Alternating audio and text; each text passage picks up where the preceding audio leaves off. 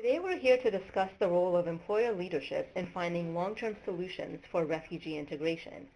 Employers in countries on the front lines of welcoming refugees are helping in the best way they know how by providing employment opportunities. Beyond corporate social responsibility, employers that recognize the experience, talent, and skills many refugees bring to the workforce will be in greater position to meet and respond to growing labor market needs.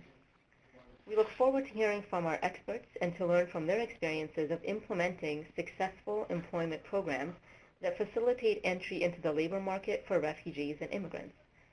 Marissa, we'll begin with you. Please do share with us LIUNA's employment model. Okay, so today I will be speaking about not just LIUNA, but our partnership between Access Employment and the Ontario Masonry Training Centre, which has supported Syrian refugees getting into employment through training.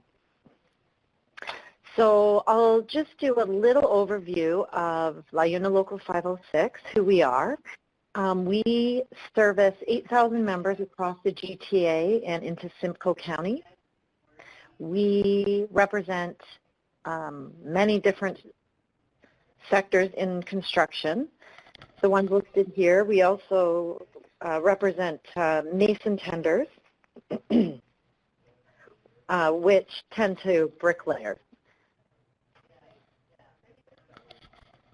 So what we do, I work up at the training center, so we provide training to our members, health and safety and equipment training. We also have 4 different apprenticeship programs, which I will go into detail about shortly. And we also have been doing recruitment through community program, pre-apprenticeship, social enterprises, and also doing skills and health and safety training.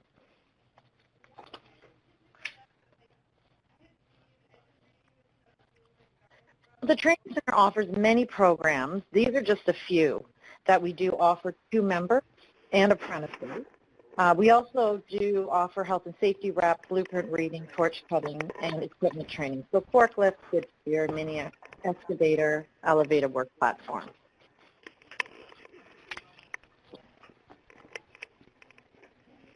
So the trade shortage has been an ongoing issue for us. We have been working with many of our contractors to help fill the gaps with the trade shortage. So the issues that come up when there is a lack of skilled labor is that our contractors have difficulty meeting completion dates. They're faced with back charges, which means if they don't get things completed on time, they're actually charged. Projects go over budget due to overtime wage costs.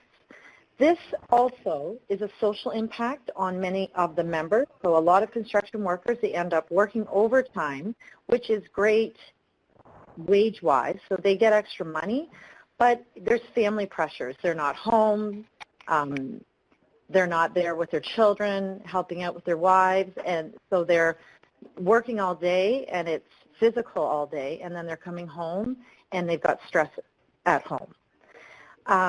It also impacts scheduling overall due to the delay of start dates. If they don't have the workers, they can't start the jobs, things get pushed back.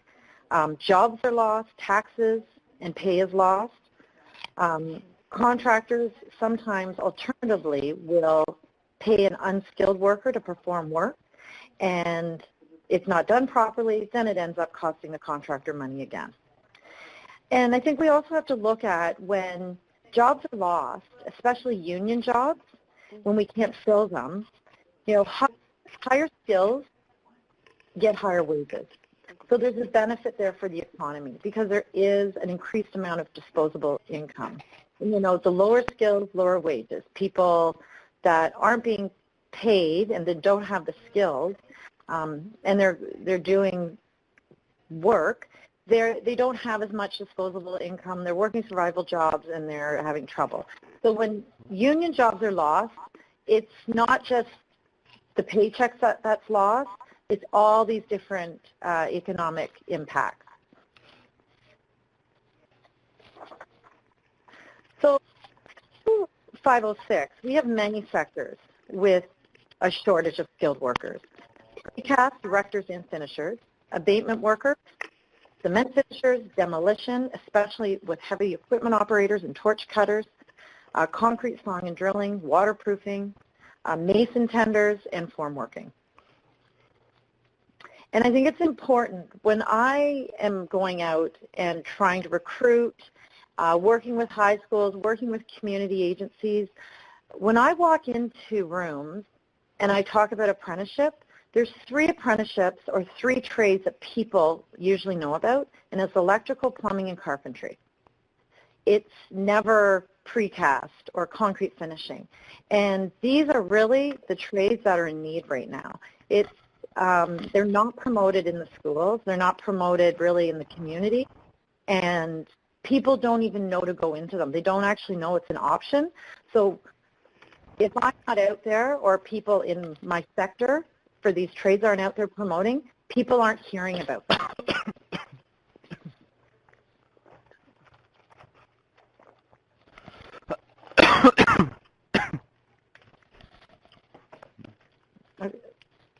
So mitigating skills shortages. What we're doing currently is recruiting through our apprenticeship training program. So we have 4 apprenticeship programs: construction craft worker, precast director, concrete finisher, and hazardous material worker. So these programs we've been recruiting for, we recruit for them throughout the year when they are available. Construction craft worker usually runs 4 times a year. So I'm out, I go to job fairs, I go to high schools, I go to community groups, and I recruit for these. But it's not enough, and our contractors sometimes do call in, and if they can't get a skilled worker, they actually, within 24 hours, can hire a qualified worker on their own. But this isn't the best formula. We really like to do recruiting, make sure everyone's trained. They all have equal safety training before they do go out to work. So,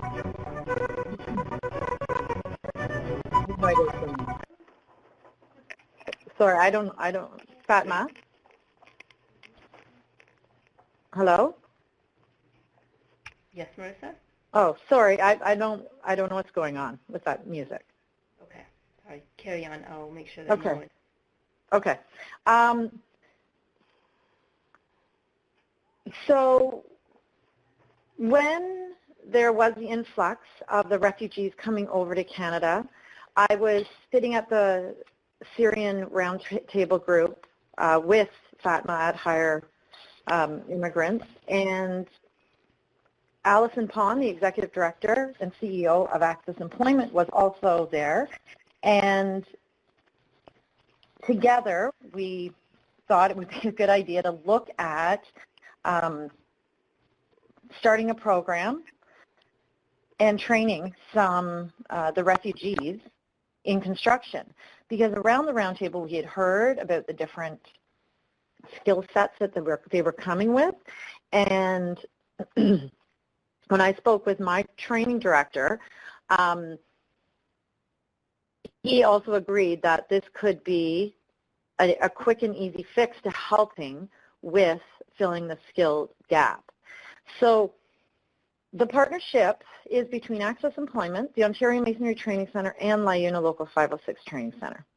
So bricklaying is one of the huge gaps we find with skilled workers. The Ontario Masonry Training Centre, they train bricklaying apprentices, and we actually train the mason tenders that tend to the bricklayers. So we thought this was a good partnership so that we could work with Access.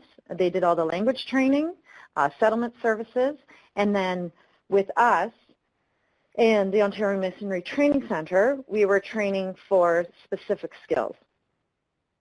The 4-week training, though, we also looked at training people that would maybe be interested in working in warehousing, the industrial sector, retail, and construction, because with warehouse and retail and the industrial sector, a lot of times there's forklifts involved, involved. They need their elevated work platform. If you go to Costco or Walmart, sometimes you see the elevated work platforms with people stocking shelves, moving materials around. So what we did was we started this 4-week training program.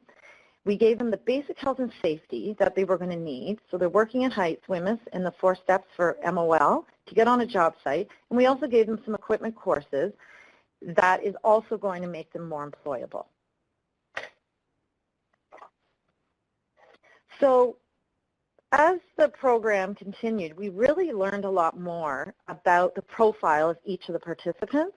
Many of them have worked in concrete, brick and stone, so masonry and restoration, natural stone restoration, painting, drywall, tile, and flooring.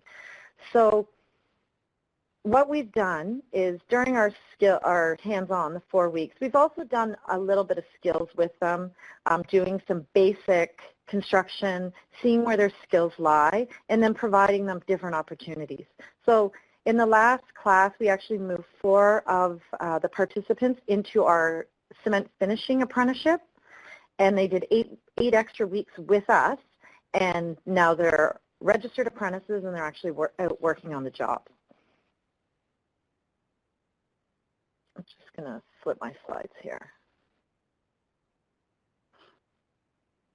So selection for the Syrian trade program really is the newcomer to Canada.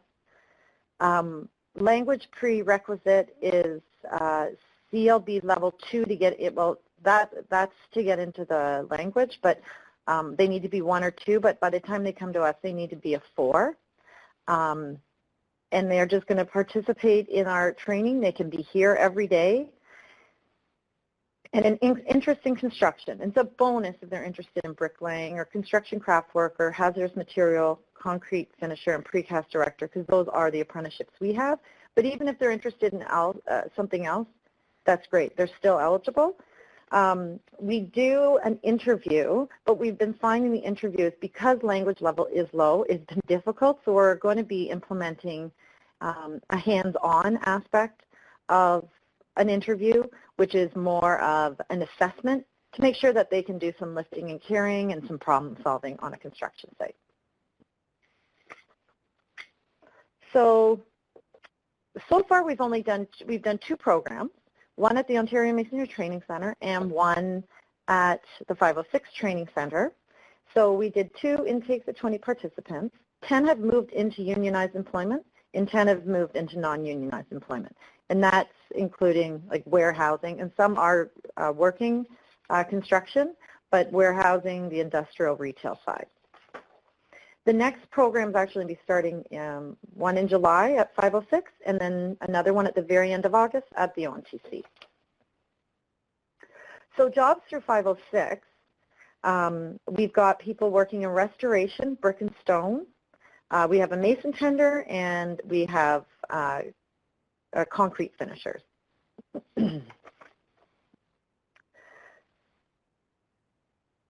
So we've been working really closely with our employers and with other construction trade unions, trying to share our successes and moving this program forward.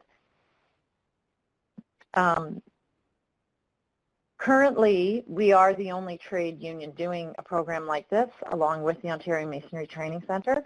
But we have been sharing it with LIUNA across Canada, and we're hoping that our knowledge and expertise can transfer into other programs across the country. So that's it. Thank you, Marissa, for sharing LIUNA's forward-thinking approach and for the excellent overview of the Syrian Employment Partnership Model. It's an innovative approach to solving labor market shortages while assuming a key role in the integration efforts for refugees. I encourage our participants to exchange ideas and other similar practices that you may be a part of.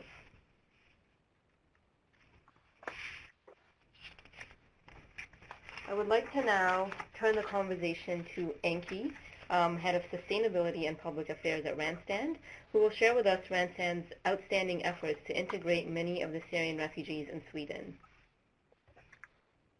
Thanks a lot. Do you have the presentation, or do you? Oh, thanks. Thanks a lot. Oh, very fast moving.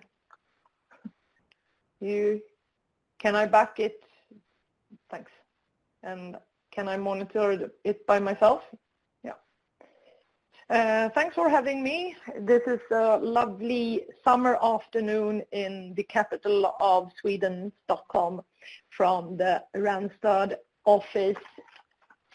For me, it's a pleasure to be speaking online with you from Canada. That is often best practice as a country case when we from Sweden look what you do in regarding to the refugee situation.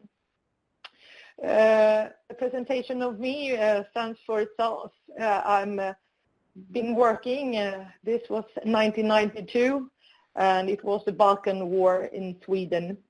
And refugees is by no means a new phenomena in Sweden, but 2015 it was the double up compared to 1992. It was 163,000 people arriving only in 1 year, and this is a country that is only 10 million inhabitants.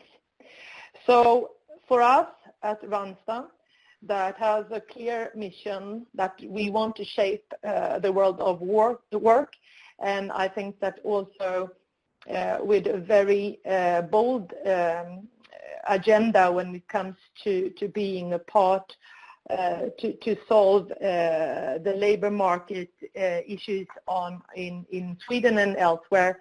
We are in 39 countries all over the world.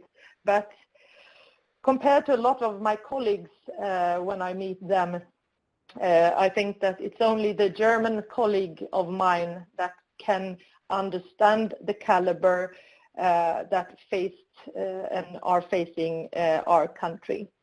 For us, the situation now in Sweden and for the rest of Europe, it's an old part of the world. We have a demographic, people are getting older, and we have an enormous skill shortage. Only the public employment agency is forecasting that we need 100,000 more in jobs only between 2017 and 2018. And for the last year, the biggest part of those who get a new job was foreign born. And of course, a lot of them were from Syria and were refugees. We had a proposal from the Swedish authorities. It was the Swedish Agency for Economic and Regional Growth that was asking our parent company Antenna and Randstad if we wanted to go into a program. And the program, the focus on the program was to see the competence within the low-skilled newly arrived. A lot of those who are STEM workers have been fortunate to have a position quite fast, but not in the right level of what they are educated for. So we have a huge skill mismatch on our labor market. So for us as a company, we were not that used to being in a public funded project. So we were a bit we were a bit we questioned if this was the way to go for our company. But with one of our most would say culture and value-driven company, Scania, the truck company Scania. We were talking about their huge need for personnel, and they were prepared to go into this project together with us, and also Randstad in Sweden and elsewhere, I believe, is very keen on, and we like to work cross-sectionals, and we had cooperated with a small startup called WeLink Sweden, and we decided that we should try to get economic fundings for this project, and the idea was welcomed, and we started in this spring. So how do we support refugee employment? For us, it was very hard, and that was one of the obstacles that was worrying us, because, sorry to say, but our public employment agency and also the migration board has had so much to do, so they had no really control over what skills and where to find the refugee with different kind of skills. But we tried to see if we could go into, and that is something we have learned in the collaboration with WeLink Sweden, that the new way for us to search for the refugees was to interact and connect with the minority-driven networks and create a pipeline with a lot of people that want a job. And for us, this is not internship, this is job directly. And also when it comes to the barrier of the language, also Scania has a level that is needed for not to harm yourself. For safety reason, you have to have some basic Swedish knowledge.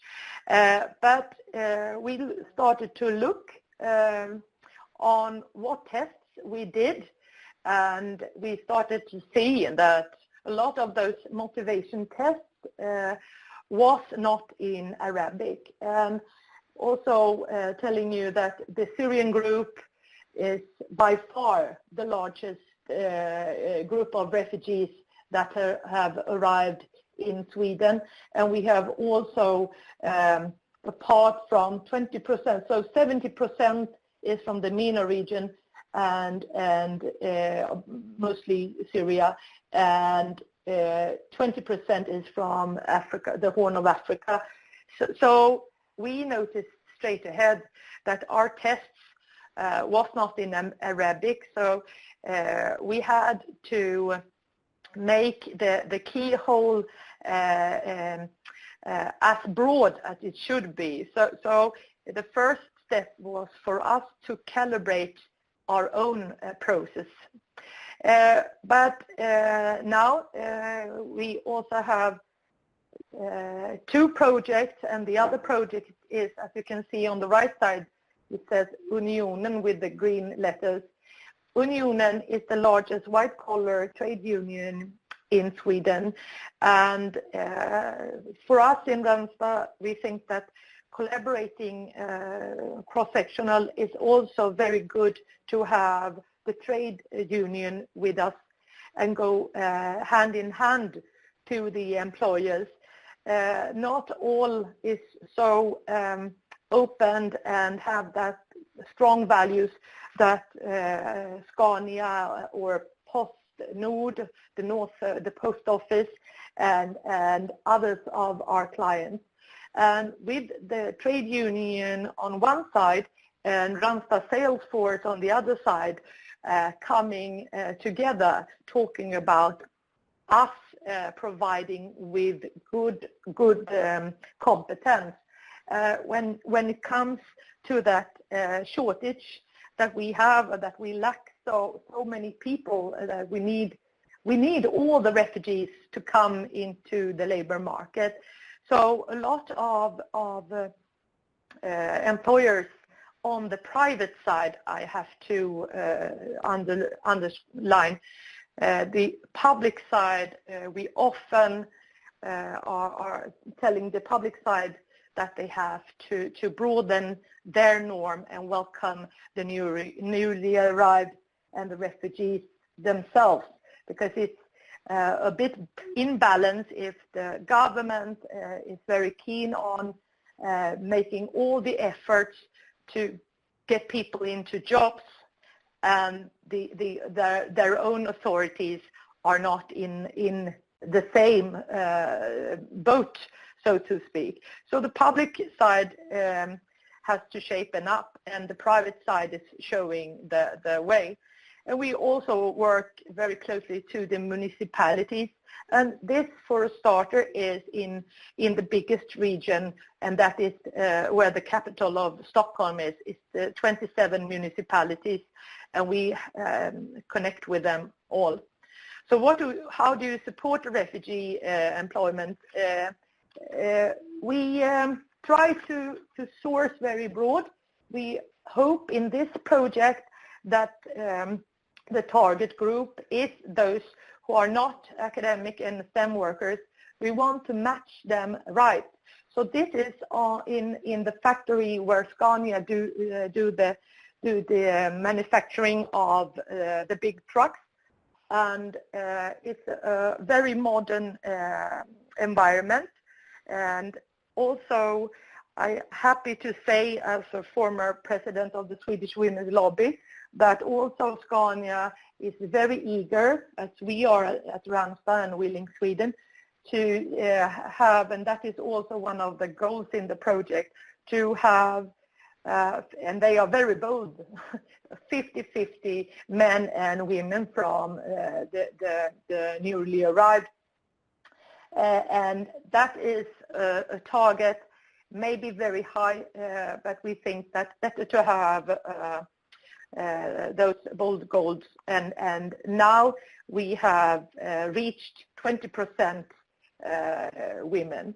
So what we do is we try to talk about the competence in the first coach talk, and the second is more about motivation. So it's the individual. It's not this is where you have a job and you should go there. No, it's more this is the opportunities we have now, and where is your motivation.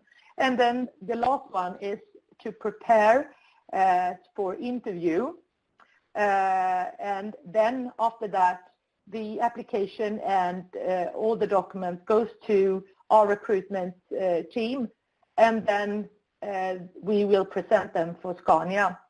And what are the program specifics? We will match the candidates with our clients.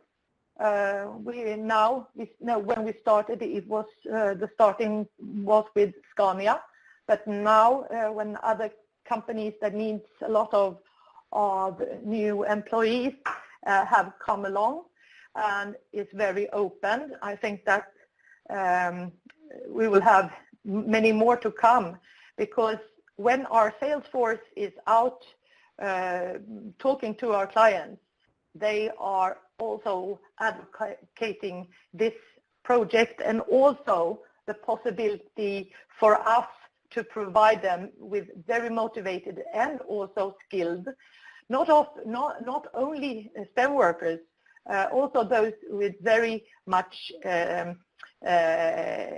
engagement and soft skills as well.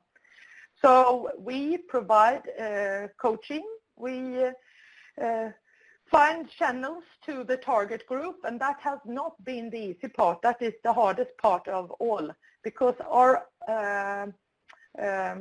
public sector and the authorities are not presenting the candidates. This is sad to say, but our public employment agency has not been keen on presenting candidates to us.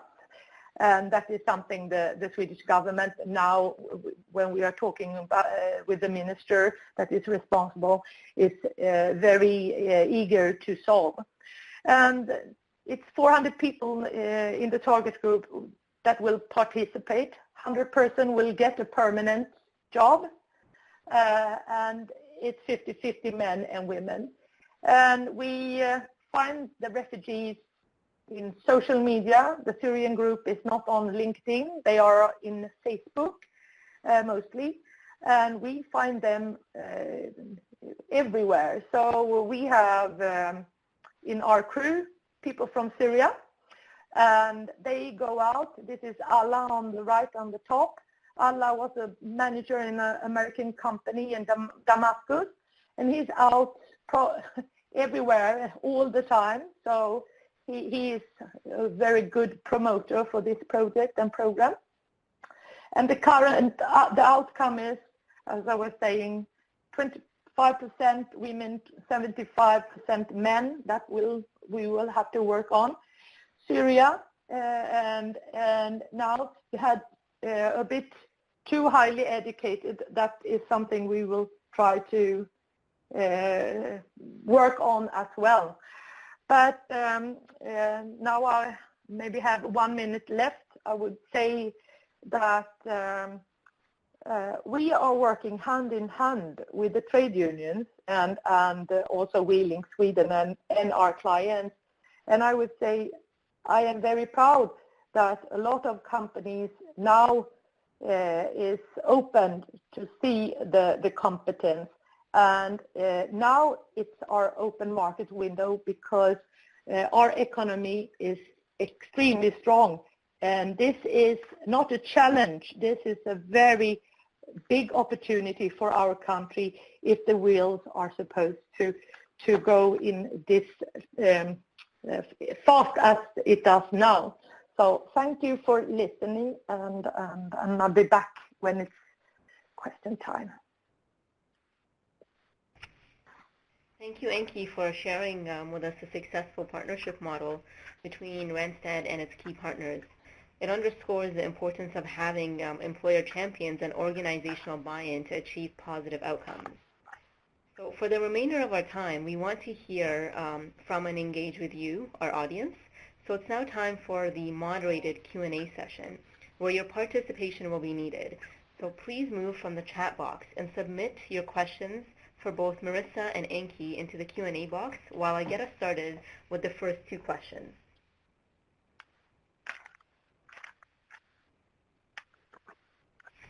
So the first question is to Marissa. Marissa, what was the primary challenge you experienced in implementing this employment program, and how did you resolve it? So right off the bat, we actually noticed that the biggest issue was managing client expectations. So everyone was extremely excited to work and wanted to know when they were going to work, where they were going to work, and we found that due to translation, low language levels, that there was a lot of miscommunication and the understanding wasn't there. So, going forward now, what we are doing is being very open with the clients, letting them know this is training, understanding the Canadian construction industry, because in Canada, you can't just walk on a job site. You have to have health and safety training. There are strict regulations, and we have to follow them. So clients coming in now understand that there is training involved, and it may be a 6-month process. It might be a year process, just depending on when they start their language training, start their pre-apprenticeship, and go into apprenticeship. Okay, thank you for that, Marissa. Our second question is to Enki. Enki, Randstad's employment initiative is largely focused on Syrian newcomers. which some may say are not job ready and whose settlement needs are high. Can you tell us what has been the experience of the employers working with the Syrian newcomers that are fairly new to Sweden? Can you say the question one more time, because I did not hear you so good. Sure. So the question is mainly on the Syrian newcomers, and it's often said that some are not job ready because they still have high settlement needs. Can you tell us what has been the experience of the employers working with the Syrian newcomers? If you can just share some of those early experiences with us.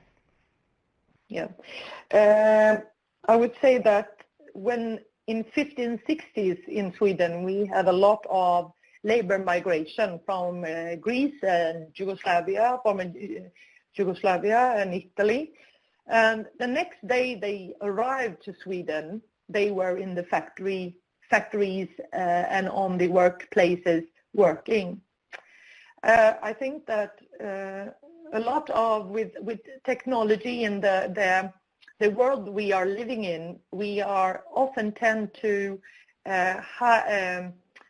raise the demands for skills, and sometimes we don't challenge that. So for us, we have had in our conversation with most of our clients that is it really needed? Is that demand really needed? Do you really need to speak Swedish in the first month or first half year you come? Or can you learn Swedish in the workplace? And for Scania, for example, they are in an international company, and Ericsson is the same.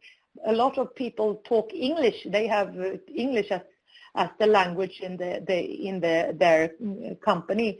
So I think that the challenge has been that we think that people are not people wherever they come from. So we have had a very strong focus on the skills, and the language barriers is torn apart when you come to the workplace. So I think that we try to focus on the competence. And of course, there are people that have no skills or no experience at all, and they need training. But now our demand is so strong, so we are prepared, and our clients are prepared to have training on the workplace. I don't know, I hope I understand the question right, but yes, it's a lot of mindset that you have to challenge, and norms. Thank you for that, for answering that question, Anki. You know, that was spot on. So now we're going to take questions from our audience, and our first question comes from Cities of Migration, and it's to both Marissa and Anki.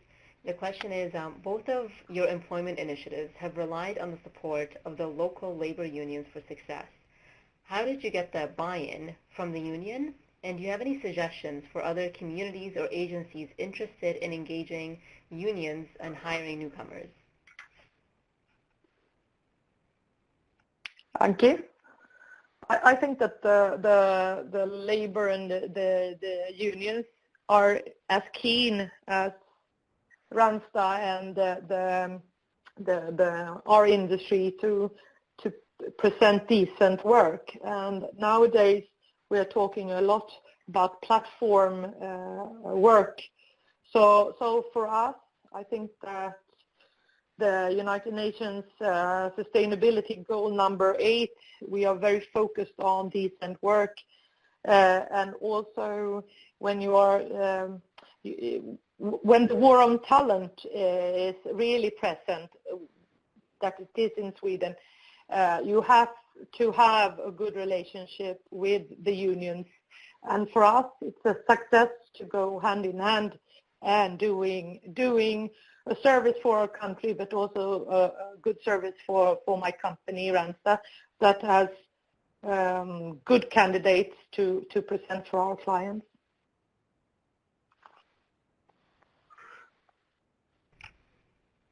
Thank you. And for us, for 506, we are part of the union. So we were sitting at the round table. But I think if you want to look within your communities, the best would be is to look at different industries that are having trouble with recruiting, and also looking at the different unions and seeing what their background is, if they are engaged with community, because if they are engaged with community, they're going to be a lot easier to engage in starting a program like this.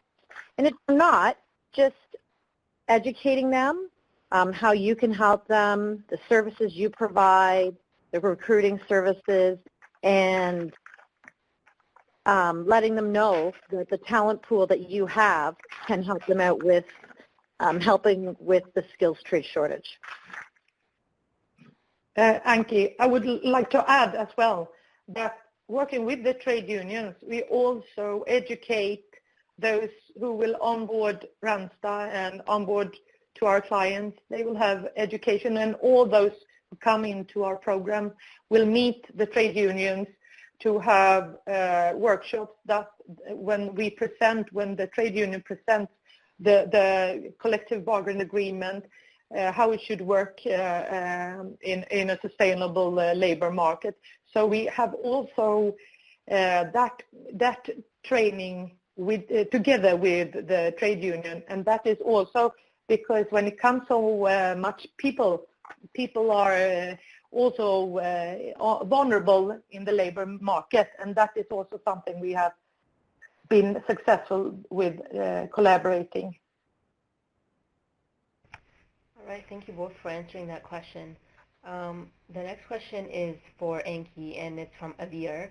And Avir is asking, there are people who are not refugees and have higher education from Sweden, but still face huge difficulties to get a job related to their profile. How do you look into this? We have one other engagement that is in 10 years' time. It's about Afrophobia. We call the collaboration that is with authorities from police force, from public employment agency, and also the private sector. It's called Broaden the Norm, Vidga Normen.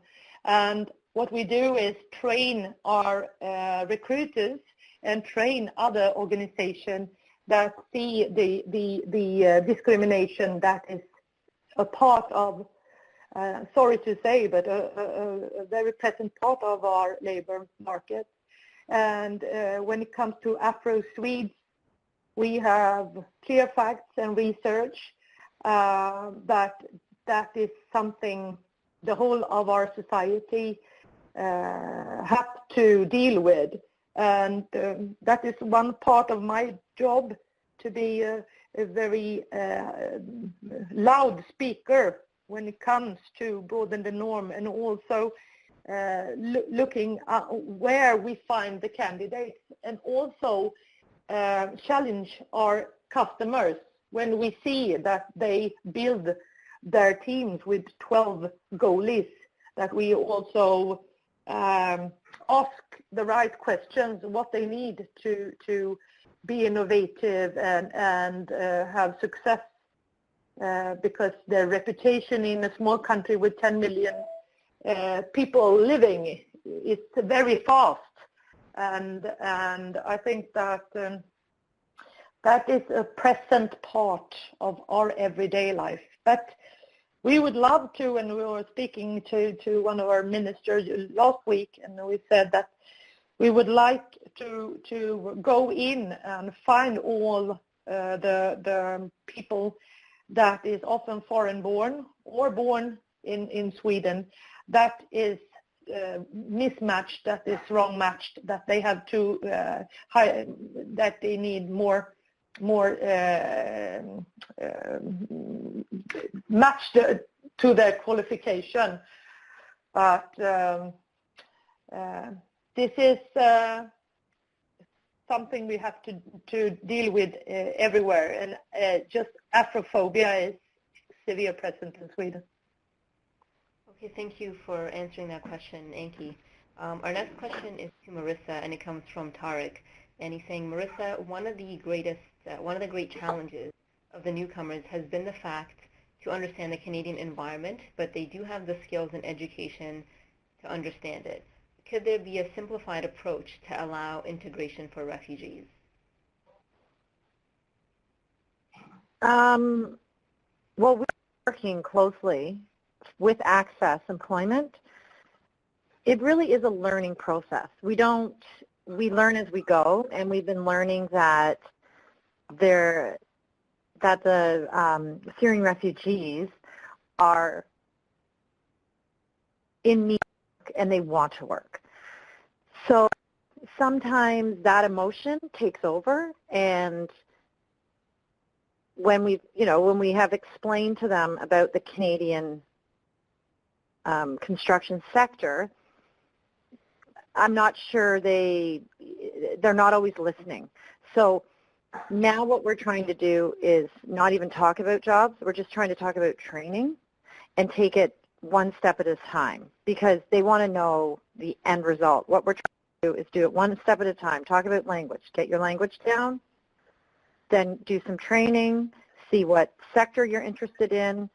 Look at what unions provide those apprenticeships and carry on that way. Because if we talk about employment right off the bat, that's all they talk about. So we're trying to do it in steps and, work with everyone, because everyone has a different story and has different background. And if we work with them individually and try to get them through the process as quickly as we can, I think it's going to be easier on everyone involved. Okay, thank you for answering that question, Marissa. We have many questions here. I'm just trying to kind of go in order of how they came in. So our next question is to Anki. And the question is, again, from Abir. It's, there are people who are not refugees and have higher education. Nope, I think it's the same. Yeah. Okay. So this question is, again, sorry, to Anki. It's from Mary, and she's saying, can you please elaborate on the competence and motivation coaching, especially for women? I would like to do that. It's very hard to find a lot of the newly arrived women, but we have an NGO focusing on women and health. So, and they are very active all over Sweden, and also have a celebrity that is a chairperson of that organization. It's called 1.6 Million Club. And we entered one of their trainings and also said that we would like to coach, like train the trainers. Those members of that club could have some coach training from us, and then come closer to the women on the their cafe. They have cafe activities, and start to talk about there are actually companies that want to open their doors and have jobs even though you are not skilled, high skilled person, and wants to come closer to what you want to do and also train you at the workspace. But the government of Sweden also is very keen on discussing that both women and men are supposed to work on our labor market. And the Minister of Finance, I met her 1 week ago in OSD Forum in Paris, and she was very, very clear in that we need both women and men. So it's a big focus, but also I can say that being a part of a governmental committee working with equality on the labor market, we noticed, but first no one thought I was right, but we noticed that most of the support when it comes to help from the public employment agency was given and designed for men. So I think that the migrated women are very much now in focus, and the government is very much raising that issue. So I think that they were also very pleased that we were so clear in our aims to reach out to the women, the newly arrived women. But it will be a challenge, but we are eager to do whatever it takes. Thank you for that, Enki. The next question is for Marissa from Paula, and she's letting you know that she was in contact with LIUNA in Thunder Bay, Ontario, about another progressive initiative that LIUNA 506 carried out with immigrants. And the office manager had no idea what she was talking about. How do you encourage the other locals to take up these initiatives? Well, to tell you the truth, this is actually just starting. So we're just in talks with our Ontario Provincial District Council, and other locals are not going to know what each other are doing, unfortunately. We are very different entities. We do have the Provincial District Council, so that's where, if we want information to be disseminated, that's where we do it. So I am working with our training fund and with the District Council to get this information out, and hopefully people will see what we're doing and see the good and also join in. Okay, thank you. Thank you for that, Marissa.